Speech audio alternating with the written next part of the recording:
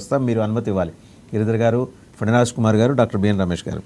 Right, mister Viknathan, just brief us as to what is happening and what is taking place in Israel. The thing is, last night was massive attacks on Israel. Iranians, they launched more than 200 ballistic missiles, and there's no 100% protection. So we have a defense system. We have a four defense system. First one is the Iron Dome that everybody knows about. Iron Dome. Then we have Arrow 1, 2, and 3. And then the third one, it's new. It's called King David's Sling. And then the fourth defense system is THAAD. So let's say what happened last night. We diffused, more than 99% the missiles. But one or two hit civilian areas. And the result was 3 people killed by that ballistic missiles.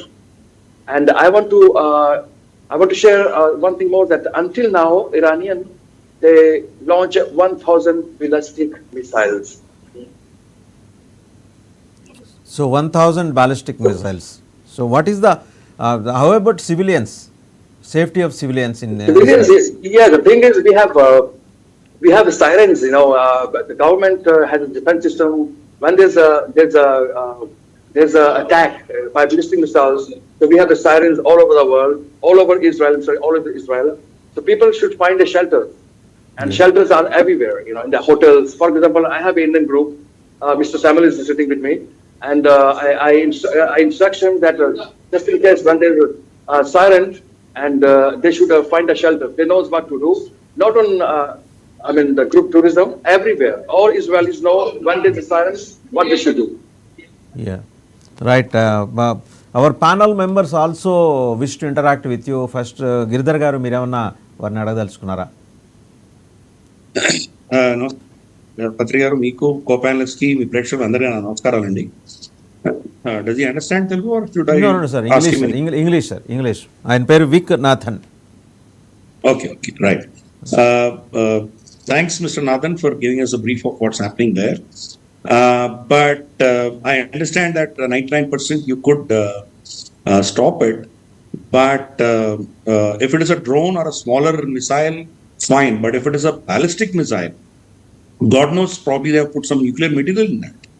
So, Israel is now saying that you took this action to preempt their nuclear attack. What if the ones that slip through your David Sling or your Iron Dome or THAAD, and they contain some nuclear material? May not be a a full-scale nuclear weapon, but that could spread contamination and then contaminate all your cities, right? So even one missile slipping through is one too many, right? What do you say for that? Like I mentioned before, there's no 100% protection. We do miss missiles, like what happened last night. The first, after October 7, they launched 330 missiles at a time. And no even one missile hit in a public civilian area. And then what happened? Then second range, and then third range. Last night was 200 plus ballistic missiles. Like I mentioned before, I said a lot of times, we don't have 100% protection, but it still is very effective. Because, for example, if you don't have this Iron Dome system, defense system, how could we? It's collateral damage, So this is the situation right now. Fine. Would you now go after the rest of the targets in Iran? Is it going to be an ongoing process? Would you end up focusing on regime change there? Or is it that I have no idea. I'm just tour guide, but I think we have to protect ourselves. If we don't do, because everybody knows what Iran's plan was and what they are trying to do to Israel. So I am not the intelligence guy, just tour guide, but I am updating. So right now I don't have a lot of information about that. What will happen in the next step? Right. Dr. B.N. Ramesh garu, do you have any question for Mr. Vic Nathan, sir? I just wanted some information. Good morning to you, Mr. Nathan. Hello, sir. I'm Good right evening. now- It's right now. It's almost 10 o'clock. Yeah. Yes. I am now in the Pacific Coast, Seattle. I have been watching uh, I have been watching, but what I would like to ask you is that is there any full support of the population of Israel to Prime Minister Netanyahu's initiative, or they are divided among party lines? What is your observation? No, the thing is, we have in the Knesset, the parliament, we have a left wing and right wing. You see, like I think also in India, we have left wing and right wing, and they always fight each other. But we, as Israelis, we know that when we have a tough time and when our enemies want to divide us, so we are always stay together. We are always stay together. About your question, we are right now. We have a tough time, and we are together. We are standing with Mr. Benjamin Netanyahu, and he knows what to do to the benefit and good for Israeli people. Since you are the son of the soil as well as a person who is on the ground, I would like your opinion, sir, on one aspect. That is, offense is the best form of defense, and hence taking a proactive offensive action of denuclearizing Iran is going to be the long-term strategy of survival of Israel. That's what I think every Israeli also, and that's in that process they have already finished off the children of Iran, namely Hamas and Houthis as well as Hezbollah. And this is the last enemy that is left, and perhaps decolonizing them is in the interest of Israel. Do you think that all the citizens are united in this strategic concept of the Prime Minister? Yes, sir. We are supporting the Prime Minister. As Prime Minister, he knows what is the best for our country and what's the best for our Israeli people. So we left everything. We have a hope. We believe him. We know what he's doing, and thank God that until now nothing. I mean, we have we are under threat because it's still launching every day the missiles. I mean, Iran. Also today, in the morning, they published the news that tonight they will launch like more than 500 or 600 missiles. So we'll see what happens. But our support is with Mr. Benjamin Netanyahu. Doesn't matter if we are left wing or right wing. All the best to the country where there is no difference between a citizen and a patriot. My best wishes to you. Thank you. Right Thank you, sir. Thank you. Doctor Phaniraj Kumar గారు మీరేమన్నా మాట్లాడతారా mister విక్ Nathan తోటి? Hi Vic, good evening to you. Hello, sir. Good evening. So how do you manage actually the stress levels of this conflict, right? How do you means know that how the government is taking care for the young kids and ladies, and how they're taking the steps for the stress to take care of the stress of this conflict? Thing is, I mean, since October 7, Israeli citizens, they understand that they should be together because before October 7, they are demonstrating everywhere, I mean, strikes, left wing and right wing, but they understand what happens October 7, because they have a lot of, Hezbollah start launching and they kidnap a lot of hostages, Israeli hostages. But now you can see people they are united. They are united. And about your question, it's become a regular life. Like I told you, we are in a war situation. Now, for example, tomorrow, next 2 days, we don't have schools. There's no study. They are studying by remote, by media, by internet, and work is going on. As you can see, we are in the hotel. Hotel is open, and people came here for Shabbat. We have soldiers here. We have families here, kids here, children here, and it's a life. I mean, life is going on. No one can stop us. Right So day-to-day life, so daily wage workers and day-to-day life and agriculture is going smooth as usual. I'm sorry, excuse me. Is this repeated? So day-to-day regular workers, some day-wise workers and agricultural activities are going smooth without any affecting.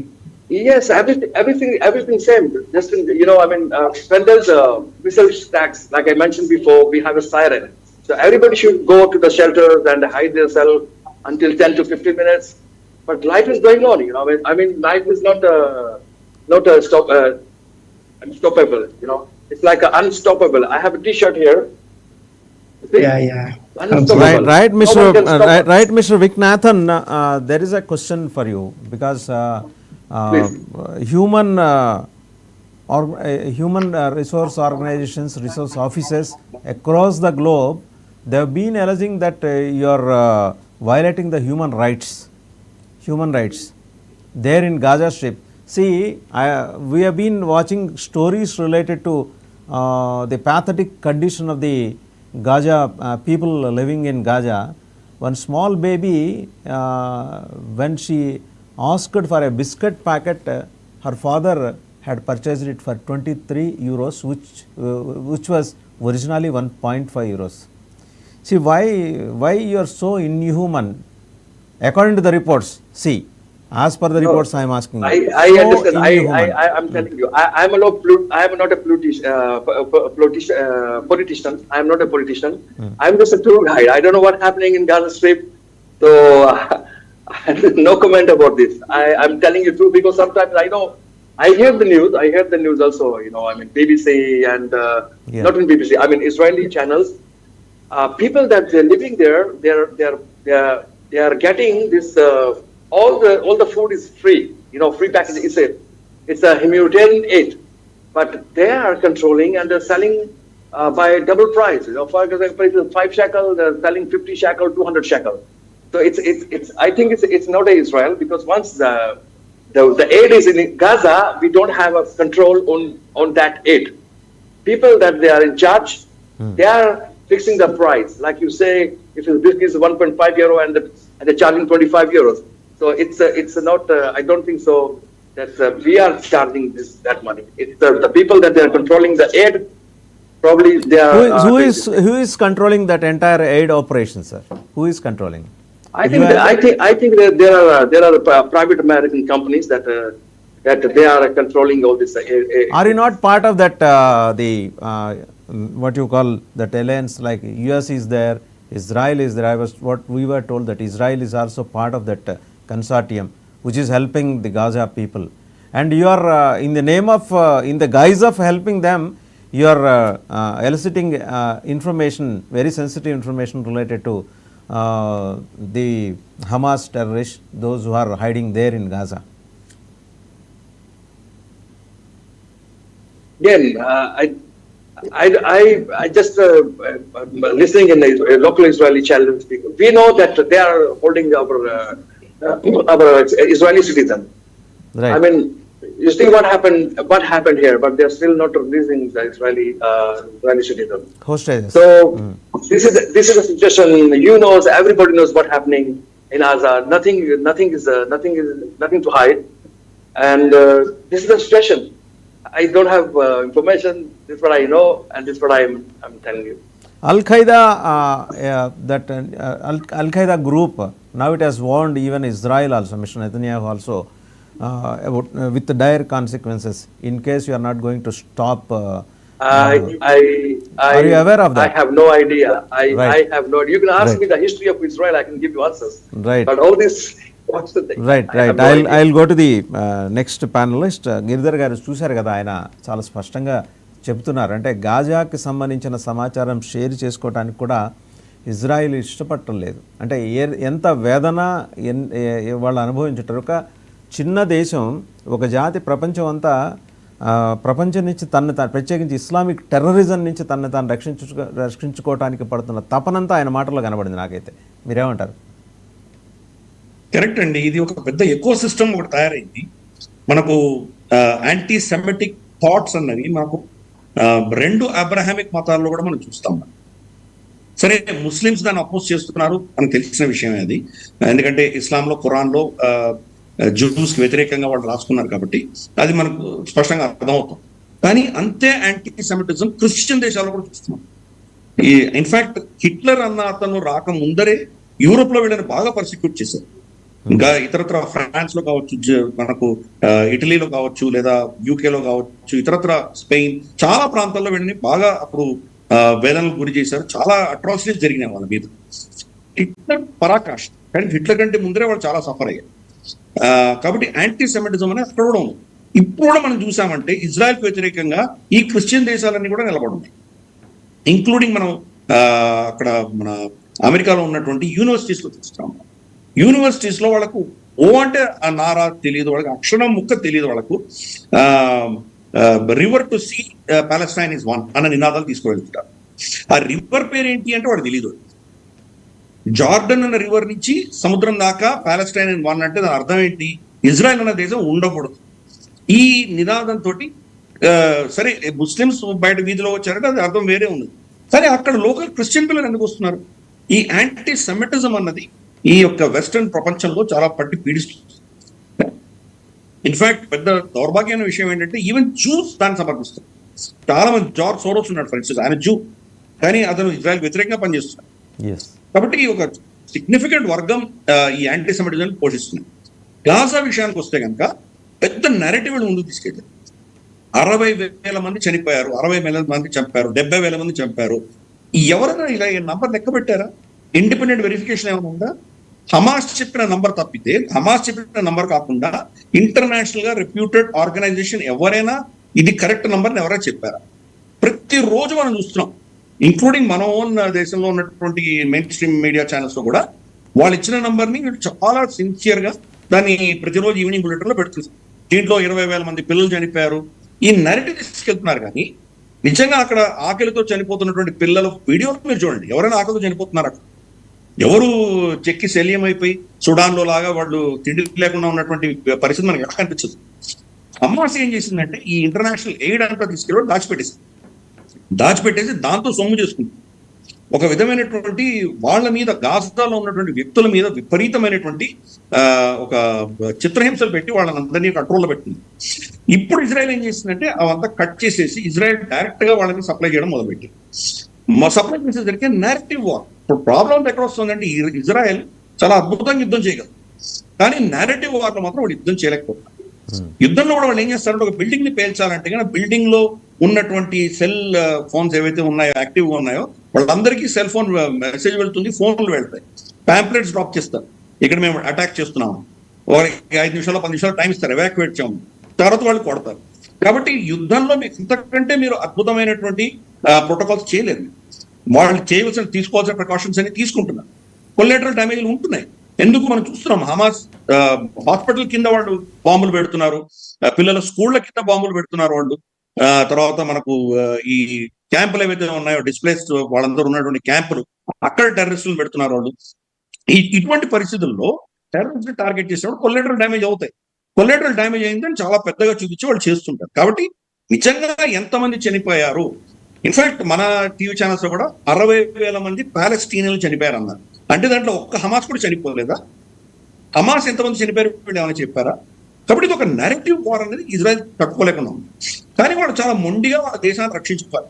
ఇజ్రాయెల్తో problem ఏంటంటే వాళ్ళకు ఒక్కసారి ఓడిపోయినా ఆ దేశం ఉండదు. కాబట్టి ప్రతిసారి వాళ్ళు గెలవక తప్పదు, వాళ్ళకి ఆల్టర్నేట్ లేదు. మన దేశం 62లో చైనాతో ఓడిపోయాం, కానీ మనం తట్టుకోగలిగాం. పెద్ద దేశం, మనం మళ్ళీ లేచి నిలబడ్డాం, ఈరోజు చైనా చంపదెబ్బ కొడుతున్నాం. కానీ ఇజ్రాయెల్